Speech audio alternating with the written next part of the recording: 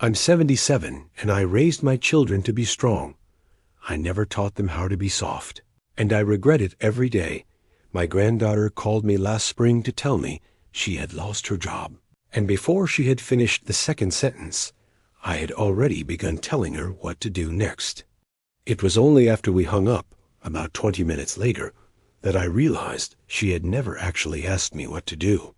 She had called because she was scared and sad and needed someone to sit with her in that, and I had spent 20 minutes solving a problem she hadn't brought me. My name is Virginia.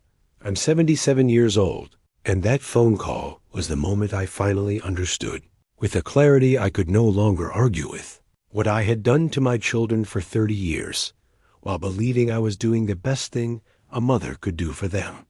I want to tell you the whole story, because the whole story is the only honest version, and because I think there are people who need to hear it from someone who has lived it all the way through to the part where you finally see what you built and what you left out of the building.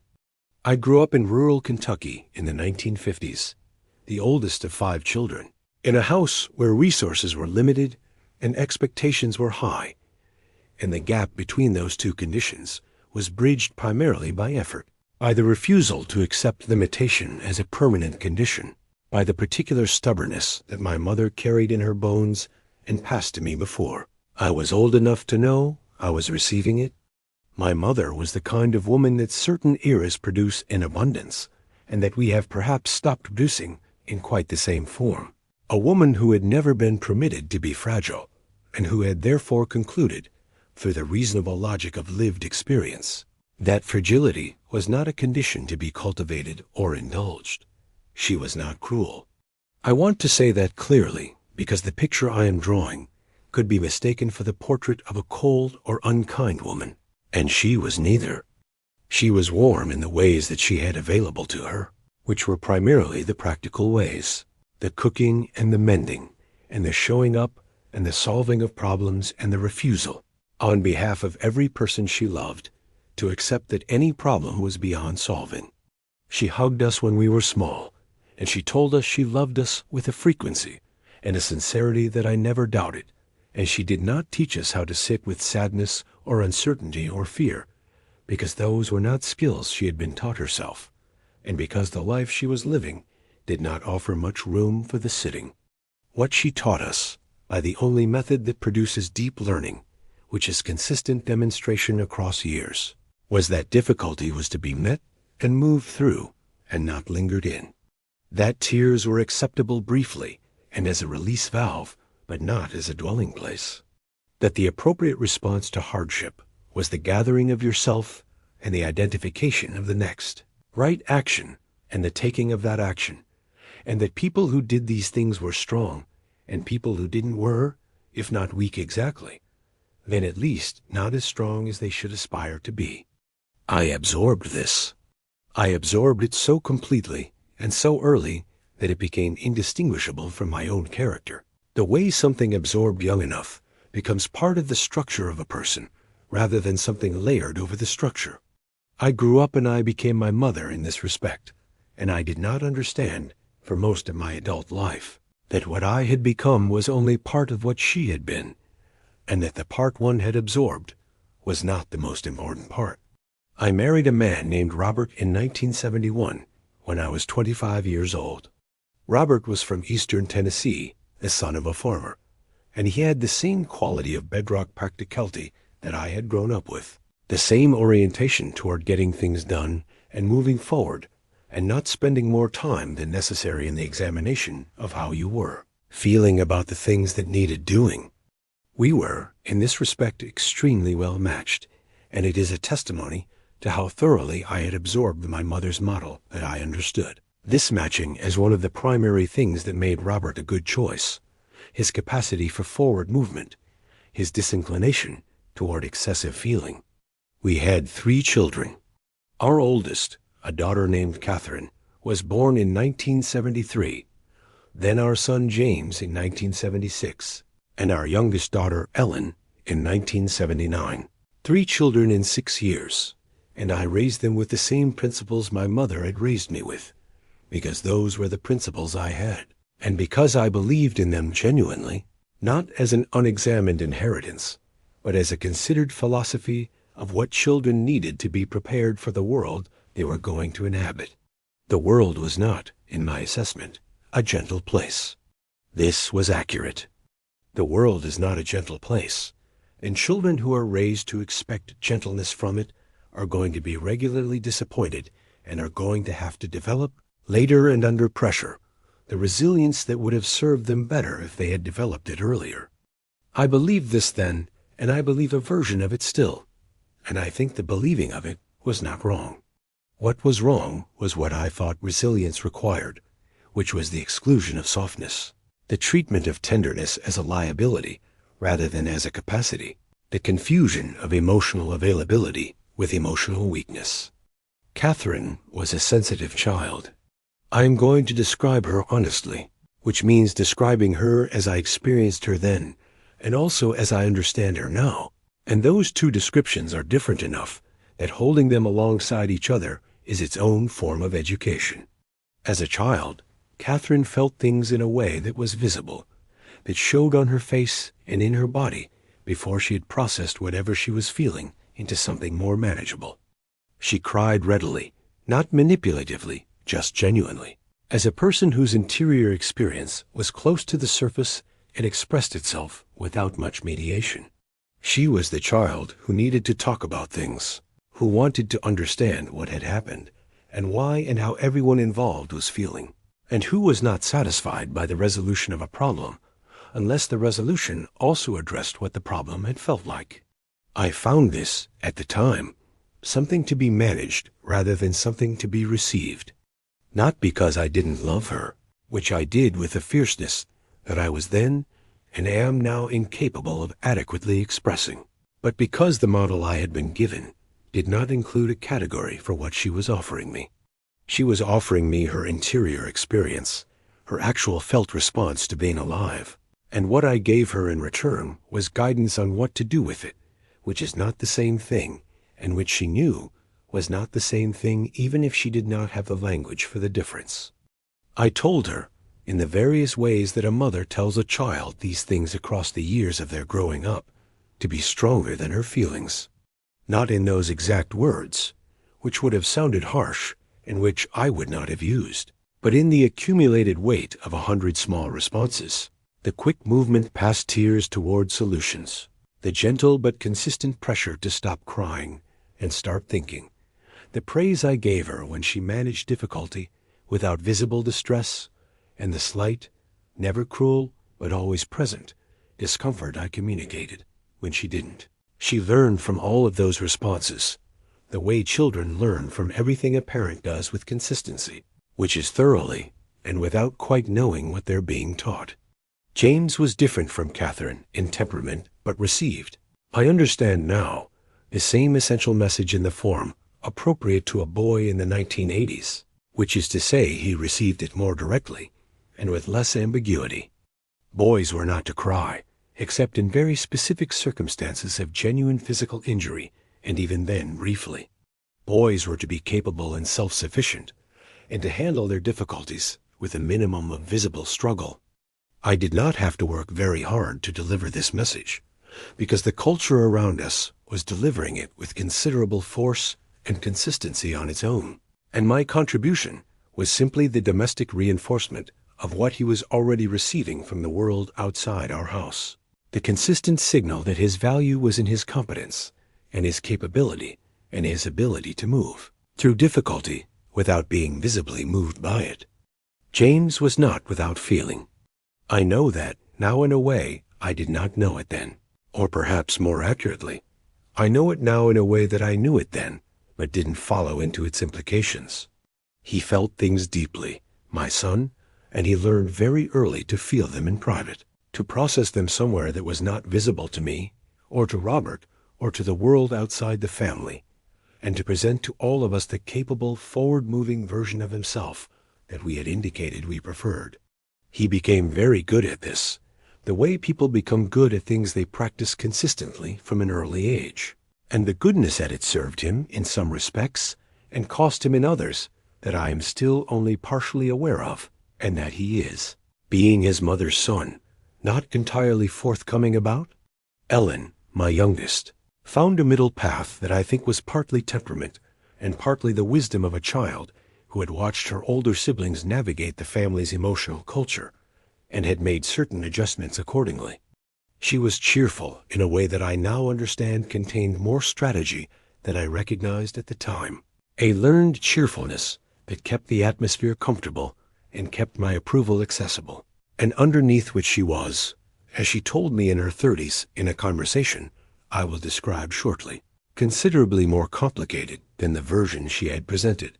Robert and I were married for 34 years, until his death from a heart attack in 2005. He was 59 years old, which is young by any measure I have available to me now at 77. And his death arrived with the sudden completeness that heart attacks have. The thing that is fine on Tuesday and gone on Wednesday.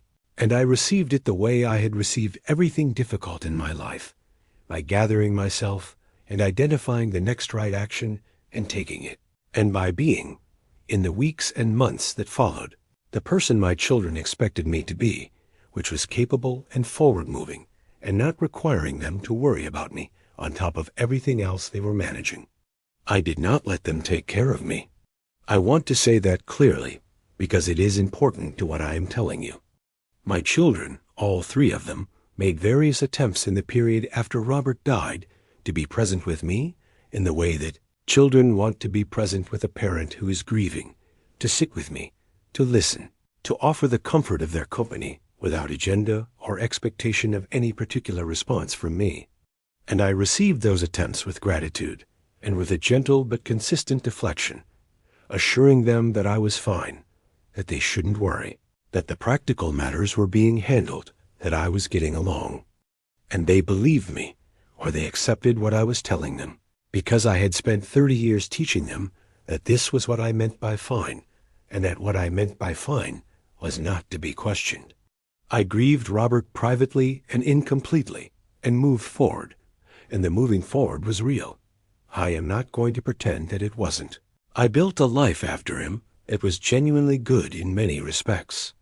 But something about the way I managed his death, the efficiency of it, the maintenance of the capable surface, began to trouble me in the years that followed in a way that took time to resolve into something I could examine directly. What began to trouble me was the recognition, arriving slowly and without any single precipitating moment, that I had taught my children to grieve the way I had grieved Robert, which is to say privately and partially, and with a forward movement that did not always allow the grief sufficient time to be what it was before being converted into the next thing. Catherine's marriage ended in 2009, a painful and complicated divorce that took 2 years to complete, and that she moved through with a capability and a composure that I recognized as my own, and that, when I called her 6 months after the divorce was final, and heard in her voice something that the composure was sitting on top of rather than replacing, I understood had cost her something she had not told me about. I asked her on that call if she was really all right, and she was quiet for a moment in the way that people are quiet when they are, deciding how honest to be with someone who has not previously created the conditions for full honesty. And then she said, "Mom, I don't really know how to fall apart. I've tried, and I can't seem to do it properly." And then she laughed, the short, wry laugh that covers things that aren't funny, and moved the conversation on to something else. I don't really know how to fall apart. I held those words for a long time after that call, turning them over the way you turn something that is both familiar and newly visible, something you have always seen, but are only now seeing clearly. She didn't know how to fall apart, because I had spent her childhood teaching her not to, communicating in every way available to a mother that falling apart was not something we did, not something that was acceptable or useful or indicative of the strength I was trying to build in her. And she had learned the lesson so completely that she was sitting in the ruins of her marriage 2 years after it ended, unable to access the grief that should have been available to her, because the access point had been closed for 35 years. I was 63 years old when Catherine said that to me, and I want to be honest about what I did with it, which is that I did not do enough. I registered it. I felt the weight of it. I understood in some preliminary way what it was telling me about what I had built. And then I moved forward, because moving forward was what I did, and because the full implications of what she had said were more than I was prepared to follow all the way to where they led. I told myself I would be more available, more willing to sit with difficulty rather than solve it. And I was somewhat, for a while, in the way that people are somewhat changed by things they are not yet ready to be fully changed by. The full change began later, and it began, as the most significant changes in my life have begun, with something small. James had been going through a difficult period at work, a restructuring at the company where he had worked for 15 years that had left his position uncertain and his sense of himself, which was, like mine, heavily invested in his professional competence, shaken in ways he was managing with the efficiency I had taught him. He came to visit me in the autumn of 2017, and we spent 2 days together during which he was, by any surface measure, perfectly fine, helpful and engaged and good company, and during which I could see, because he was my son and I knew him, and because I was beginning, slowly and imperfectly, to look more carefully at what was underneath the surface in the people I loved, that he was not perfectly fine. On the second evening, after dinner, we were sitting on the back porch in the cool of a September night, and I put down my tea, and I said, "James, how are you actually doing?" Not the question I usually asked, which was a version of the same question with a different emphasis, a question that invited the surface answer and moved us efficiently to the next topic. I said it in a way that he heard as different, that he looked at me for a moment to assess before he answered, checking whether the question was what it sounded like, or whether it was the familiar version wearing unfamiliar clothes. It was the real question. He understood that eventually, and he answered it, slowly and with some difficulty, in the way of a man who has not had a great deal of practice in answering it. He told me about the fear underneath the capable management of the work situation, the specific fear that his value is contingent on his competence, and that his competence was, in the current circumstances, not sufficient, and that this felt like more than a professional problem. It felt like a problem with the foundations of who he understood himself to be. He said it quietly and without drama and with occasional pauses where I could see him deciding whether to continue or to pull back to safer ground. I did not tell him what to do. I did not move toward solutions or identify the next right action or redirect toward the practical. I sat with him on that porch, and I listened to what he was actually saying. And when he finished, I said, "That sounds really frightening." And he looked at me with an expression that I will carry for the rest of my life, a look of such surprised and unguarded relief that it told me everything I needed to know about how rarely anyone had said those words to him, including me, especially me. He said, "Yeah, Mom, it is." And we sat there for a while longer in the cool September dark, and I did not fix anything, because I couldn't fix it, and because it wasn't mine to fix, and because what he had needed was not fixing. He had needed what I had never given him with any consistency, which was the simple and sustaining experience of being in the presence of someone who could hear about his fear without immediately converting it into something more manageable. After that evening, I began to look, with a directness I had previously avoided, at what I had built. I thought about Catherine and the divorce grief she had not been able to access. I thought about James and the fear he had never believed he could bring to me. I thought about Ellen and about a conversation we had had years before when she had told me, gently and with the careful phrasing she had always used with me, that growing up in our house had sometimes felt like being in a place where only certain feelings were permitted, the useful ones, the forward-moving ones, the ones that could be converted into action, and that the others had gone somewhere, but she had never been entirely sure where. I had not fully heard that conversation when it happened. I had heard it as a mild critique, and I had responded to it as a mild critique, with acknowledgement and with some mild defense, and with the movement forward that was my characteristic response to things I didn't know how to stay with. But I heard it again now, sitting with what James had shown me on the September porch. And this time, I heard it as the thing it actually was, a description of a family culture I had built and maintained, a place with rules about which parts of a person were acceptable and which were to be managed privately and brought out only in resolved form. I had built a home in which my children were safe and fed and educated and consistently present with me and their father, and in which they were also, in a way I had not intended and would not have chosen, alone with the parts of themselves that didn't fit the culture I had created. The fear and the grief and the uncertainty and the longing and the confusion, those had not had a home in my home, and my children had learned to house them somewhere else, in private places that I was not invited into, and that they had learned not to expect I wanted to visit. I called Ellen after the visit with James. I called her, and I asked her to tell me more about what she had said years before, about the feelings that had not had a place in our house. And she was quiet in the familiar way that my children are quiet when they are assessing whether the question is real. And then she talked to me for an hour in a way she had never talked to me before, with the full access to her own interior that I had not previously indicated I was available to receive. She told me about the period in her 20s when she had been in a depression that she had not told me about because she had not believed it was the kind of thing I could help with, or more precisely had not believed it was the kind of thing that would be received as a genuine condition requiring genuine sitting with, rather than a problem to be identified and solved.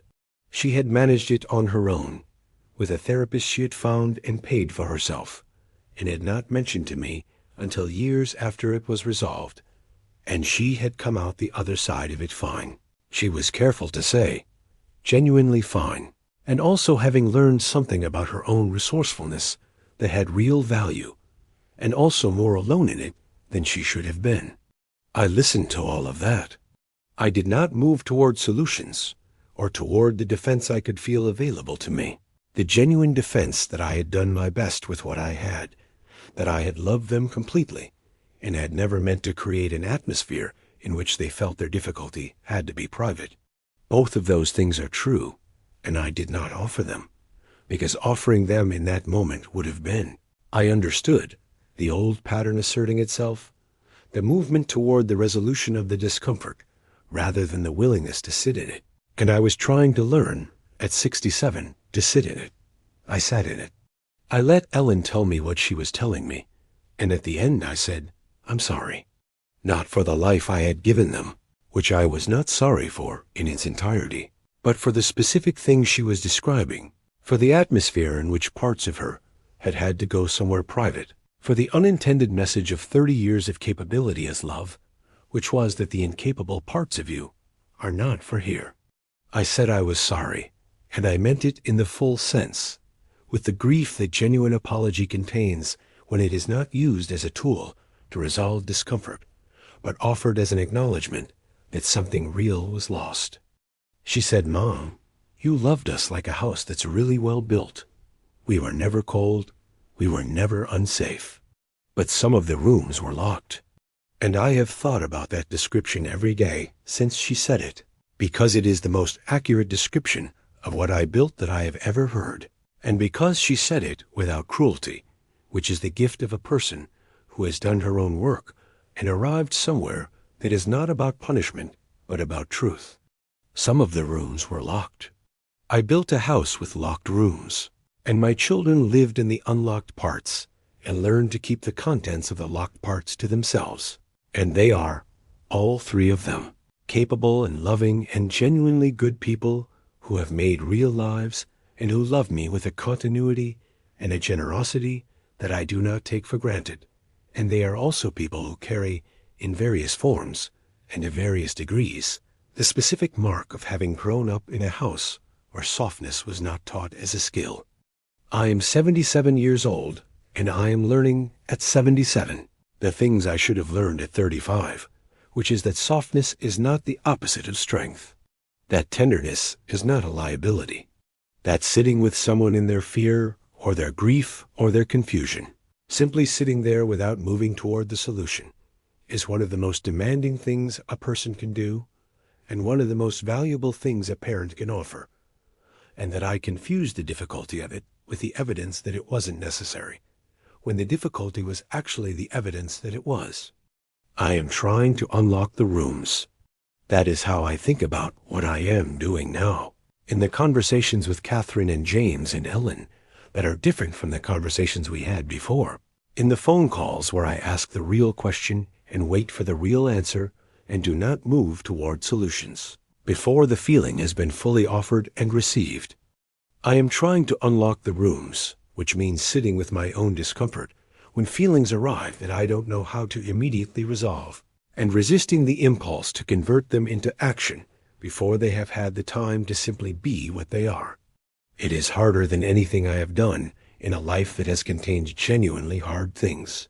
Not because the feelings are overwhelming, but because the habit of converting them is so old and so practiced that it operates below the level of decision that I catch myself already moving before I have consciously chosen to move, already in solution mode before I have given permission for the feeling to exist. Every conversation with my grandchildren is a practice in catching myself before I get there, in staying in the room with whatever they are bringing me, rather than efficiently reorganizing it into something more manageable. My granddaughter, the one who called me last spring about the job, called me again 3 weeks later. She said, "Grandma, I just wanted to call and tell you that I had a really bad day." That was all. That was the whole opening of the call. And I understood what she was doing. She was testing whether what had shifted in me was real, or whether it was a temporary adjustment that had already reverted to its default setting, and I understood that the test deserved a real answer.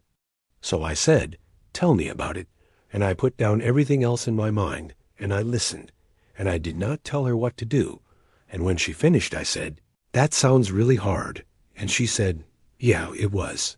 And we talked for 45 minutes about nothing except what had happened and how it had felt and what she was carrying.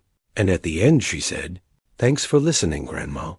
And the way she said it told me that listening, just listening without the solutions, was not what she had expected and was what she had needed, and that she knew the difference. I cannot go back and unlock the rooms that were locked for the 30 years my children were growing up in my house. I know that, and I hold it without pretending it is not a loss, because it is a loss, a real and specific one, the version of themselves they might have brought to me if I had made it possible, and that instead went somewhere private and was carried without me. I hold that loss because holding it is more honest than moving past it, and because I am learning, at 77, that holding something without converting it is itself the practice I should have been teaching all along. What I can do is what I am doing. I can be available now, in the conversations I have now, with a genuineness and a softness that I did not have before, or that I had and suppressed because I had confused suppressing it with modeling strength. I can say to my grandchildren, by the way I receive them, and the way I ask about them, and the way I sit with them when they bring me the difficult parts of their lives, that there are no locked rooms here, that whatever they are carrying is welcome in the space between us, that I am not going to convert their feelings into action items before they have had the chance to simply be felt. I wish I had known at 35 what I know at 77. I wish I had understood that my mother, in passing me her strength, had left out the softness that was also in her, that I had seen in the quiet moments when she sat beside a sick child or held a neighbor who was grieving, or looked at my father across the table with a tenderness she never quite put into words, but that was entirely visible if you were paying attention. She had it. She had the softness.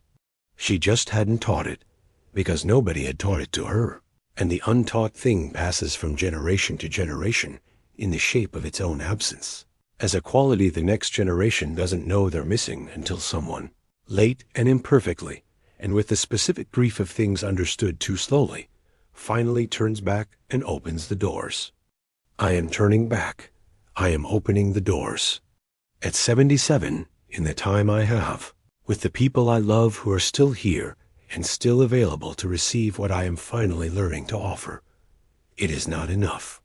I know it is not enough, and I am doing it anyway, because doing it anyway, imperfectly and late, and with the full weight of what it would have meant to do it earlier, is the most honest thing I know how to do with the understanding I have finally arrived at.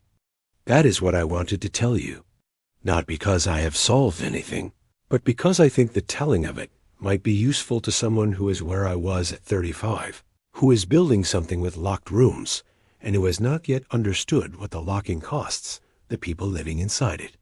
If that is you, I am not here to make you feel bad about it. I am here to tell you that the key is in your hand, and the rooms are still there, and the people you love are still on the other side of the doors, and it is not too late to open them. And the opening, even if it comes later than it should, is worth everything.